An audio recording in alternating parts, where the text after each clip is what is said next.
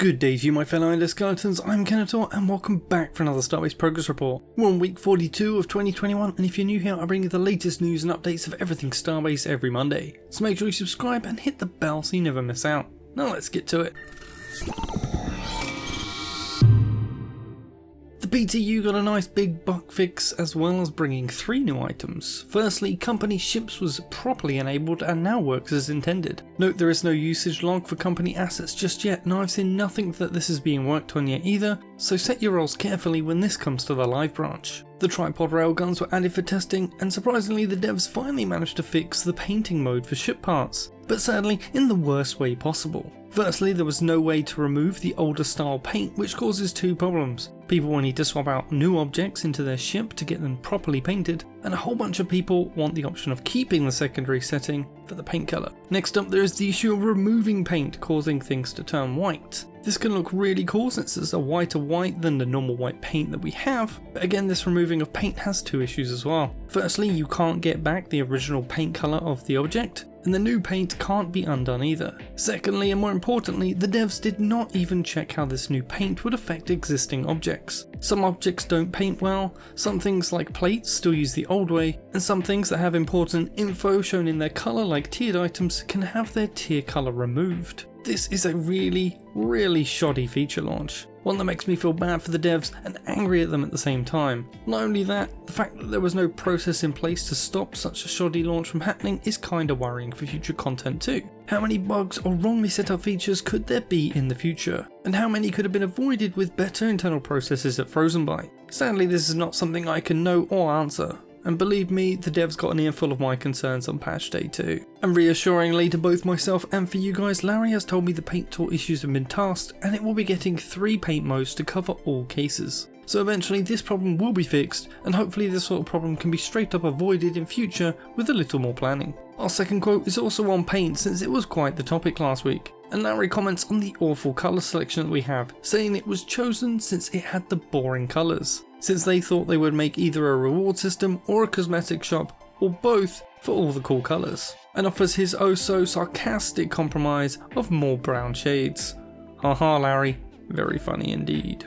Our next quote brings us information on the brand new surface ore crate, and these will hold only the surface ores of Valkite, Agitite and Ice, but will offer more volume than existing ore crates. These will be great for transporting station and capital ship building materials en masse, or grabbing huge quantities of ice for refueling. And speaking of capital ships, we've got an update for those too, with Larry saying each week it's less of missing stuff for the complete capital ships to hit the PTU, and will be coming hopefully shortly to the PTU, but of course longer time for the live branch. Not only that, Larry says they have their capital ship guys already writing building instructions for the PTU use, and it's pretty complex stuff to explain without those.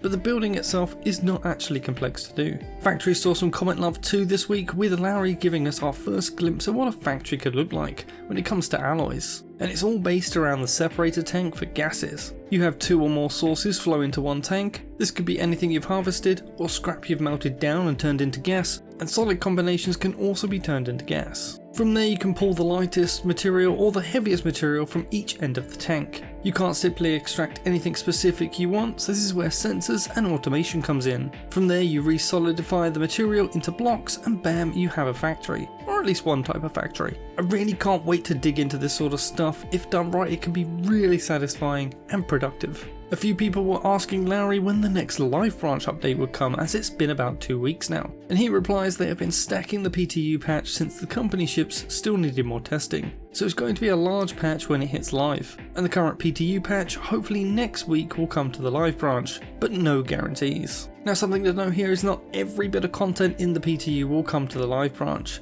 as some bits like cap ships will stay PTU only until the feature as a whole is ready to roll out. But most important are the tons of bug fixes that have been done so far to improve stability of the game. And our final Larry quote is finally an answer if Titanoid mining will come with moon mining or not. And Larry answers not with the very first moon mining, but it's essentially the same tech. This is sad news indeed that the Titanoids remain useless, but there could be a silver lining that they could not be too far behind moon mining, or will Frozen Byte shift its priorities elsewhere for other content?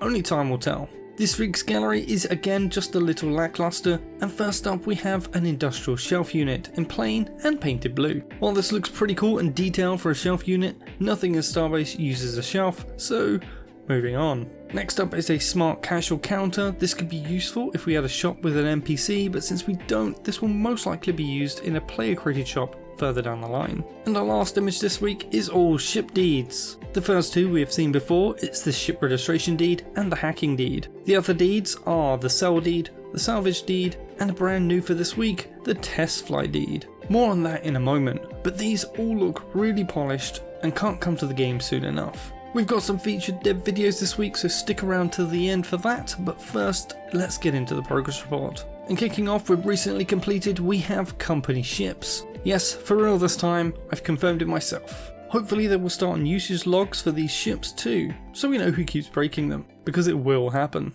Renaming spaceships.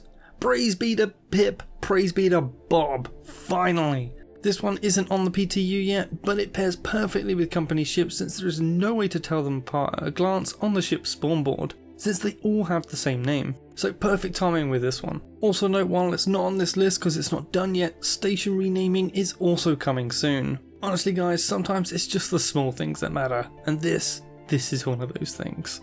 Next we have something that's brand new to the list 2 weeks ago and is now already completed, and that's changing materials of crafted parts. So this is when you want a GCM plating or charodium beams for instance, or anything where material is selectable. It used to be in the ship designer only, and now these parts are craftable outside of it too. Tripod railgun. As mentioned right at the start of this video, this has now been completed and added to the PTU branch already too. Only laser and plasma to go for the existing weapons. Missile and torpedo damage to stations. These have now been configured to deal damage to stations correctly, as they previously didn't work as intended. Reconstruction machine recharge audio. Just a small tweak here added to the machine and fixing some audio sync issues. Location names for insurance transfer terminals. Just a small but welcome quality of life fix here. Improving blueprint details in auction house. Again, more small quality of life tweaks with version ID and timestamp added to the header with the blueprint details while in the auction house. Icons for several easy build mode modules. These replace some older placeholder images. Station UI hidden in screenshot mode. Annoyingly, this new UI element for the stations probably had some sort of wrong ID and would not hide like the rest of the UI for taking screenshots, and this is now fixed. Container refilling through inventory. This small quality of life updates makes it a lot quicker to refill something if you're just doing a couple by selecting it straight from the inventory. Capital ship docks. These are marked as finished now, but for me this one isn't done until we can activate a cap ship inside them and build them across zones in the station, but that's just me. Capital ship integrity check is also now complete, so I guess we might be seeing these on the PTU very soon now. And lastly, for completed items, modifying capital ship after leaving the dock is also complete. In case you didn't know, it is intended that we can continue to grow our capital ships to be larger and larger even while in use. It just means you won't be able to walk back to the dock once you're bigger than it. Now moving on to new features that have been started, and first up it's selling ships with the sell and salvage deeds. These were mentioned for the first time last week, so it's no surprise they are listed here. Go check out that video for a more in-depth talk on how these work in case you missed it. Tripod plasma. We know the tripod laser has also been started, so this will be the last one to come to the game. Tripods on player stations. Without the resource network on stations being completed, we have no idea how these will connect since it's normally done via the resource bridge, and those are only placeable within the factory areas. So this needs a lot more info to make sense on how it will work, but will definitely be needed for defending against station sieges. Safe zone pop-up message. This one is long overdue and should have 100% been in the game at launch. This pop-up will warn of the dangers of leaving the safe zone. Test fly deed. This brand new deed we just saw in the gallery today will let you test fly a ship that the deed was made for. Why this isn't incorporated into the trade screen so you can prove the ship that you're trading is the one that you're testing seems a bit of a mistake to me. No doubt some scams might be pulled with this one if you're not careful. Categories for ship lists in terminals. This is something needed for a while now and still needed even with ship renaming. Since we can assign people to operate a ship with possibly the same name, there's no way to tell them apart. This, once complete, will show one of 3 categories: owned, operated or company, and this will greatly help you identify the right ship to fly. And last for new features is capital ship flyby audio. because who doesn't want an awesome sound as something blasts past at 40,000 meters per second. This week we also got 2 very short videos showing some new hologram UI elements for the tripod railgun. This shows the status of charging and the ammo count. This looks super nice and slick, but only really works while zoomed in, as it's a bit too small to make out properly while zoomed out, especially when in battle. My recommendation here would be to duplicate it and have a second set further back on the gun that's only visible while zoomed out, or you can have the icons change size depending on the mode. Don't forget you're always welcome to drop by my Discord or chip in to support the channel via donor box or YouTube memberships. All my monthly supporters are listed at the end of my videos and gain access to a supporter channel on my Discord. As always, please smash that like button, share this video with your friends and faction, leave a comment with any questions you want answers to, and I'll see you in the next one. Kenetor, out.